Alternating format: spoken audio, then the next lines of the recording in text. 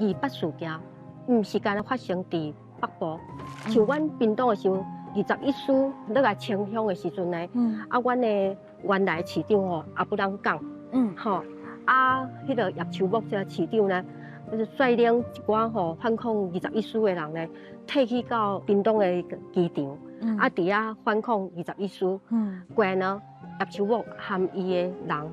去互21事抓着，因甲反抗国民政府的人呢，甲挂耳啊、挂片啊、挂生殖器，用迄车甲载西屏东街啊、抬街架到。这个夜市啊，这个所在对面就是迄个介大间的邮局对无？其实伫迄个时代，迄个邮局就是三角公园。叶秋木这个人互安尼糟蹋、互侮辱了后，就是送去伫迄个三角公园宣布枪决。作为一个屏东人，我嘛是爱互屏东人，甚至互屏东后届的子孙啊，拢了解过讲，伫一个专制独裁的政权之下，人是无保障的。